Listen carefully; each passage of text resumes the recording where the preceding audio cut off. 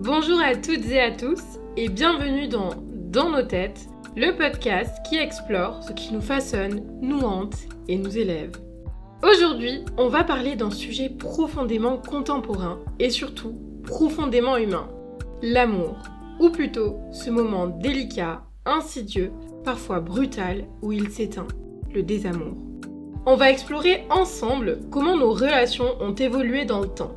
Comment la société, les normes, les changements culturels et les outils numériques comme les réseaux sociaux et les applis de rencontres ont redéfini nos façons d'aimer, de s'attacher et de se détacher. Ce que je veux vous proposer ici, ce n'est pas un jugement ni une nostalgie d'un entre parenthèses avant idéalisé. C'est une lecture contextuelle inspirée notamment de l'essai La fin de l'amour d'Eva Illouz, un recueil sociologique que je vous recommande fortement de lire pour comprendre les mutations de l'intime dans une société capitaliste.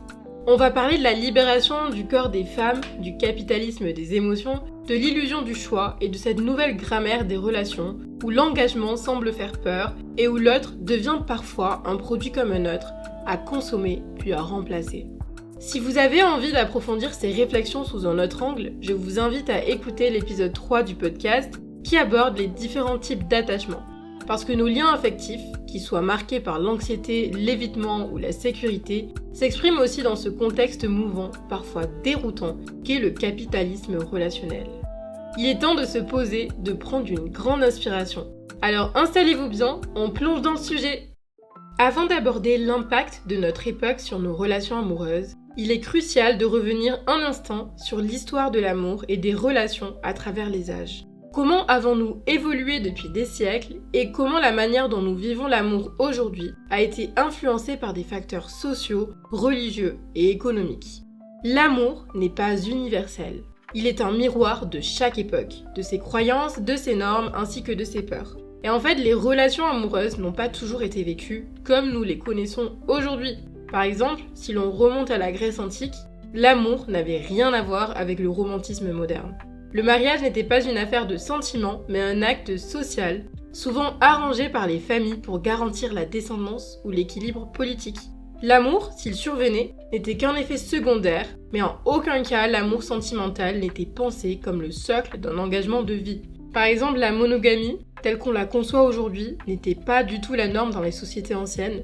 Il était très fréquent que plusieurs femmes gravitent autour d'un même homme influent, laissant d'autres à l'écart. Et cet amour-là n'était pas pensé comme un lien égalitaire entre deux individus, mais comme un outil au service d'un ordre social, souvent hiérarchisé, qui en fait était vraiment un signe de pouvoir plus qu'autre chose. Donc par la suite, avec l'Empire romain et aussi l'influence croissante du christianisme, le mariage a pris une dimension beaucoup plus spirituelle.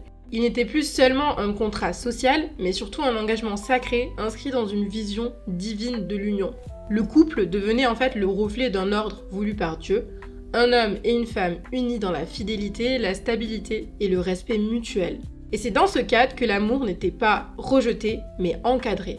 Il devait s'exprimer dans le cadre du mariage, considéré comme un lien d'élévation morale et de communion. Et en fait, la monogamie s'est peu à peu institutionnée. Ici, non comme une contrainte extérieure, mais comme un idéal spirituel visant à donner du sens à l'union amoureuse. Mais avec la séparation de l'Église et de l'État, l'amour est devenu un choix beaucoup plus personnel, marqué par l'émergence de l'individualisme, étant donné que l'on ne donnait plus notre amour à un dieu. Et c'est donc qu'à partir du XVIIIe siècle, avec les Lumières, que les choses commencent à changer en profondeur. En fait, les penseurs remettent en question l'autorité religieuse et ils posent les bases de l'individualisme moderne. Donc, avec la séparation progressive de l'Église et de l'État, l'amour cesse peu à peu d'être un acte lié à Dieu et devient un choix intime et personnel. Aujourd'hui, l'amour est partout. Il envahit nos musiques, nos films et même nos réseaux. On parle souvent d'âme sœur, de bonnes personnes, de destin amoureux. C'est devenu un idéal central, presque sacré, alors qu'il était secondaire dans beaucoup de sociétés anciennes. Et aujourd'hui, ne pas être aimé ou ne pas aimer est souvent vécu comme un échec personnel.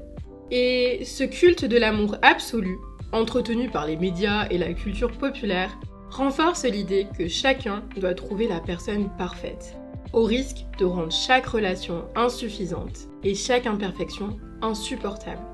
Le XXe siècle accélère cette mutation, notamment grâce aux luttes féministes. Et en fait, la libération du corps des femmes, les luttes féministes et les droits des personnes LGBTQ+, ont marqué un tournant majeur dans l'histoire des relations humaines. Ces avancées ont permis à chacun et à chacune de vivre son identité, son genre, sa sexualité et ses relations avec plus de liberté, de dignité et de visibilité. Et même s'il reste encore du chemin pour que l'égalité soit vraiment présente dans cette société, il s'agit là de conquêtes essentielles, indiscutables, qui ont permis de briser des siècles de normes rigides et de silences imposés. Et donc avec cette liberté, les parcours amoureux se sont transformés. Il est désormais possible de divorcer, d'avoir plusieurs partenaires au cours de sa vie, de ne pas se marier et de construire des relations hors des modèles traditionnels. Les femmes par exemple, comme les personnes non binaires et les hommes, ont désormais la possibilité d'explorer leurs désirs sans être enfermés dans un seul scénario. La société s'est ouverte à une pluralité de façons d'aimer et d'exister, et c'est une force. En parallèle, cette évolution s'est inscrite dans un monde régi par le capitalisme qui a très vite absorbé cette nouvelle liberté. Le corps féminin, notamment, est devenu omniprésent dans les logiques du marché, que ce soit à travers la publicité, les réseaux sociaux, les industries culturelles, mais aussi la pornographie. Et la mise en scène du soi et du désir est aujourd'hui un outil puissant de valorisation économique. Et en effet, cette liberté nouvelle s'inscrit dans une société elle-même en mutation.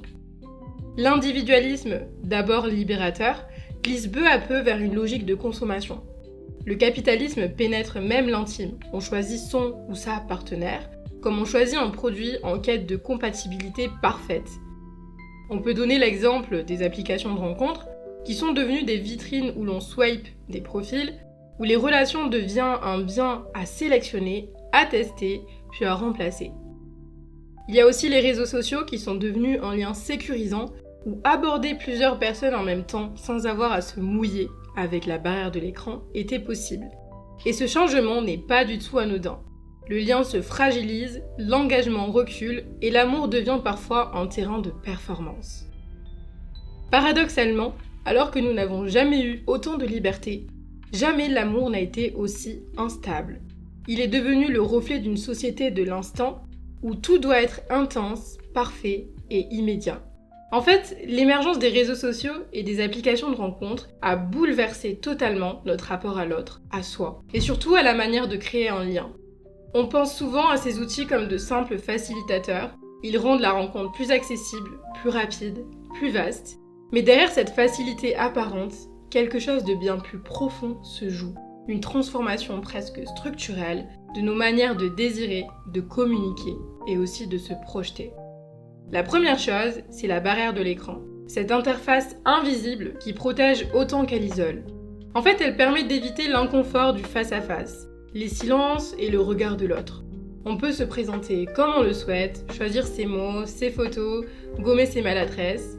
Et ce confort numérique, qui pourrait sembler doux au premier abord, engendre une difficulté grandissante à affronter la vulnérabilité réelle. Ce n'est plus tant l'autre que l'on rencontre, mais son image, soigneusement construite, et notre propre reflet, subtilement contrôlé. Et là, je ne parle pas uniquement des applications de rencontres. Même sur Instagram, il est devenu banal d'écrire le même message à plusieurs personnes, comme s'il fallait maximiser les options en réduisant les implications. Ce n'est pas seulement Tinder qui a changé les relations. En fait, c'est l'ensemble de notre manière de nous parler, de nous approcher, qui est passé au filtre d'un écran. On entretient des liens sans corps, des attachements sans engagement, des dialogues sans réel regard. Et le numérique a tout fluidifié. Mais cette fluidité a parfois vidé les relations de leur densité. Dans cette logique, les sites et applis de rencontres fonctionnent comme des marchés de la relation. On y entre dans une posture de choix, de sélection, parfois même de performance. Il ne s'agit plus de découvrir l'autre, mais de chercher quelqu'un qui coche des cases. Une grille de compatibilité souvent basée sur le physique, les goûts et les projets de vie. Et en fait, sans même qu'on s'en rende compte, le rapport est immédiatement transactionnel. Qu'est-ce que cette personne peut m'apporter et est-ce qu'elle correspond à ce que j'attends, moi ? On consomme des profils comme on consommerait un produit. Et cette dynamique capitaliste infiltre le cœur même de la relation amoureuse. Ce n'est pas un hasard si les grosses applications de rencontres génèrent aujourd'hui des milliards de chiffres d'affaires. le désir est devenu un marché et l'amour une interface. Le résultat de tout ça est que ce fonctionnement crée une illusion du choix. Comme on a l'impression d'avoir accès à une infinité de possibilités, on se persuade qu'on pourra toujours trouver mieux. On ne s'investit plus dans le lien parce qu'on croit pouvoir le remplacer à tout moment. Ce n'est plus l'expérience d'une rencontre, c'est une mise en concurrence permanente des individus. Et l'humain se retrouve réduit à une fiche, une esthétique et une promesse de compatibilité. Et dans tout ça, il y a un effet miroir évident avec le monde matériel. Avant, on réparait ce qui se cassait. Aujourd'hui, on jette. Et d'ailleurs, on le voit même dans la société, les métiers de la réparation, que ce soit cordonnier, couturier ou ébéniste, ont peu à peu disparu, même si heureusement il y en reste quelques-uns, tout comme l'idée qu'un lien se travaille. On applique la même logique aux relations. Dès que ça frotte, on abandonne. On préfère recommencer avec un autre profil plutôt que de rester pour comprendre, pour faire grandir la relation. On veut que ça marche du premier coup. Et quand on veut la perfection sans effort, sans nuance et sans patience, on attire rarement quelque chose de constructif et qui dure. Et c'est là qu'on peut parler du ghosting.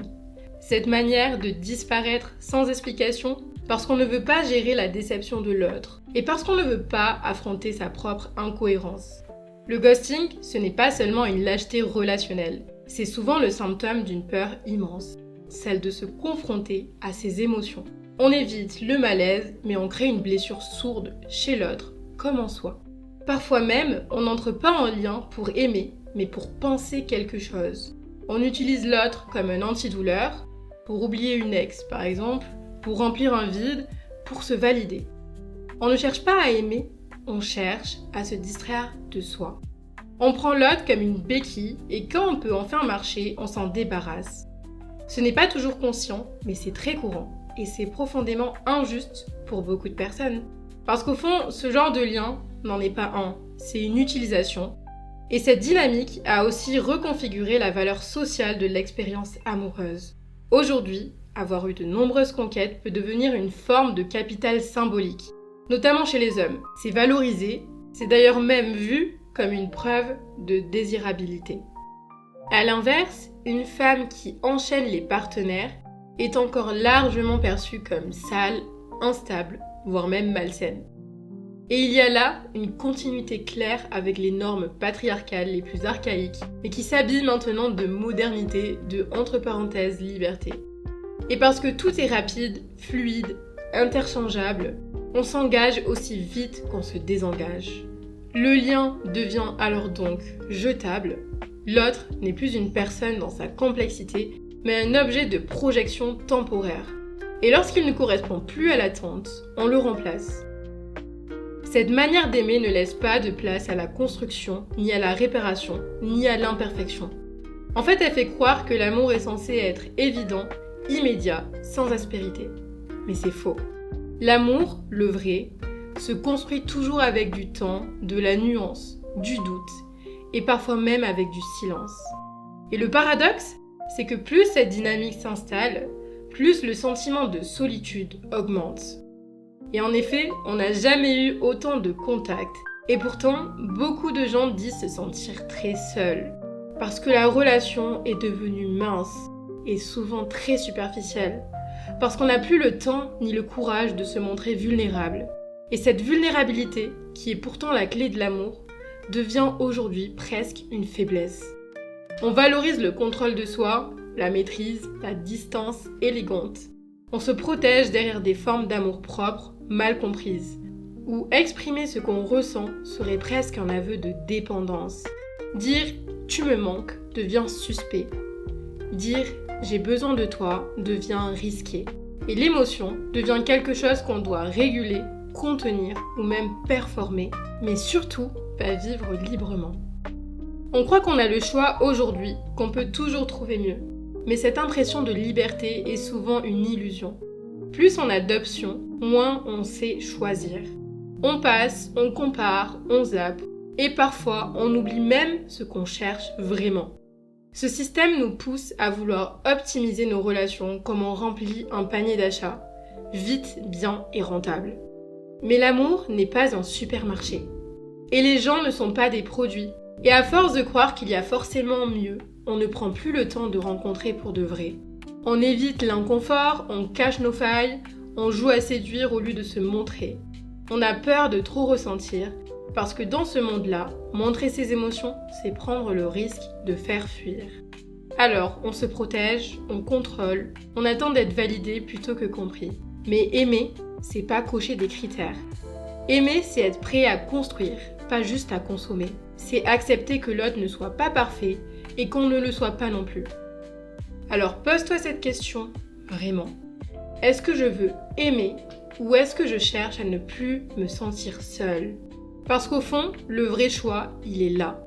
Pas dans les centaines de profils, mais dans notre capacité à nous engager, à nous montrer, à ressentir sans avoir honte. Le vrai choix, c'est celui de sortir du mode consommation pour entrer dans quelque chose de vivant, d'imparfait et de sincère. Voilà, c'est tout pour aujourd'hui. J'espère que cet épisode t'aura permis de regarder l'amour autrement, loin des illusions et plus proche de toi. Dans le prochain épisode, on parlera d'un thème tout aussi universel. On va plonger dans une réflexion sur ce qui nous pousse réellement à désirer, à nous accrocher à la vie, même face à notre propre finitude, la mort. On va explorer comment nos instincts, notre lutte pour la survie, se mêlent à notre perception de l'autre et de la mort. Et pourquoi, malgré tout, on reste constamment en quête de sens à travers un ouvrage de Schopenhauer qui m'a profondément marqué et fait réfléchir. Et rappelle-toi, tu es suffisant et suffisante, exactement tel que tu es. Je te souhaite une très belle journée.